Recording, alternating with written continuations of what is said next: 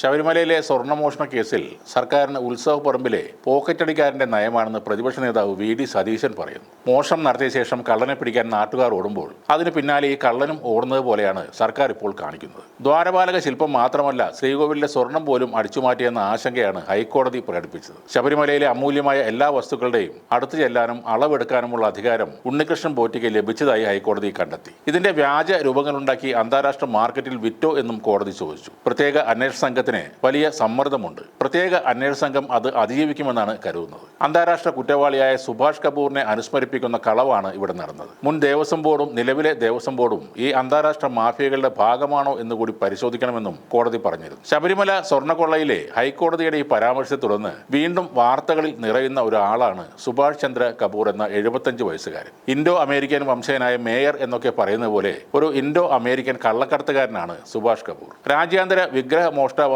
ഇയാൾ പകൽമാന്യനായി വിലസിയ ഒരു കാലമുണ്ടായിരുന്നു. അതിനിടെ കാമുകി ഗ്രേസുമായി പിണങ്ങി. അതിനെ തുടർന്ന് അമേരിക്കൻ അധികൃതർക്ക് ഈ കാമുകി അയച്ച കത്തുകളാണ് സുഭാഷ് കപൂറിനെ കുടുക്കിയത്. ഏതാനും പുരാവസ്തുക്കളുടെ വീതം വെപ്പിൽ തർക്കമുണ്ടാവുകയും അത് കോടതി കയറുകയും ചെയ്തതോടെയാണ് കാമുകിയുമായി ഇയാൾ തെറ്റിയത്. 10 വർഷത്തെ പ്രണയബന്ധം 2008 അവസാനിക്കുകയായിരുന്നു. അമേരിക്കൻ കസ്റ്റംസ് ആൻഡ് ഇമിഗ്രേഷന്റെ നോട്ടപ്പുള്ളിയായി മാറിയ സുഭാഷ് കപൂറിനെ ഇന്റർപോളിന്റെ റെഡ് കോർണർ നോട്ടീസിന്റെ അടിസ്ഥാനത്തിൽ 2011 ജർമ്മൻ പോലീസാണ് ഫ്രാങ്ക്ഫർട്ടിൽ വെച്ച് അറസ്റ്റ് ചെയ്തത്. 2012 ഇന്ത്യക്ക് കൈമാറിയ സുഭാഷ് കപൂറിനെ തമിഴ്നാട്ടിലെ തിരുച്ചിറപ്പള്ളി ജയിലിൽ അടക്കുകയായിരുന്നു. അരിയലൂർ വരദരാജ പെരുമാൾ ക്ഷേത്രത്തിലെ വിഗ്രഹങ്ങൾ കടത്തിയതിനാണ് 10 വർഷം തടവിന് ശിക്ഷിച്ചത്. മറ്റ് 4 മോഷണ കേസുകളിൽ വിചാരണ പൂർത്തിയാകാനുണ്ട്. 2500 പുരാവസ്തുക്കളുമായി ഇയാൾ അമേരിക്കയിലെ മാഡിസൺ അവന്യൂവിൽ ആർട്ട് ഗാലറിയും നടത്തിയിരുന്നു. 1250 കോടി രൂപ വിലമതിക്കുന്ന വസ്തുക്കളാണ് അവിടെ ഉണ്ടായിരുന്നത്. ഇന്ത്യയടക്കം 13 രാജ്യങ്ങളിൽ കവർച്ച നടന്നിരുന്നു. കപൂർ പിടിയിലായതോടെ 307 ഇന്ത്യൻ പുരാവസ്തുക്കൾ അമേരിക്ക കണ്ടെടുത്തു. അതിൽ മിക്കതും ഇന്ത്യക്ക് തിരികെ നൽകുകയും ചെയ്തു. സുഭാഷ് കപൂർ പുരാവസ്തു മോഷണം പ്ലാൻ ചെയ്തത് എങ്ങനെയെന്ന്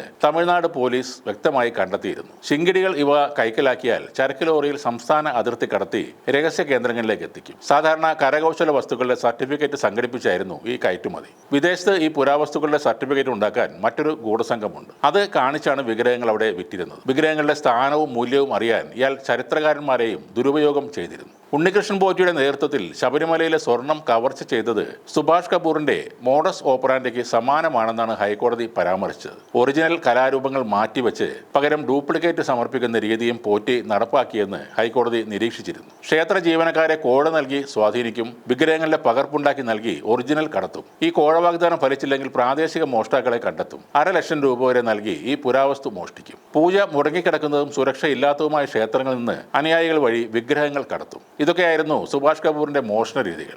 ഉണ്ണികൃഷ്ണൻ പോറ്റി ഈ മോഷണ ശൃംഖലയിലെ ഒരു കണ്ണിയാണോ എന്നാണ് പ്രത്യേക അന്വേഷണ സംഘത്തിന് ഇനി കണ്ടെത്താനുള്ളത്.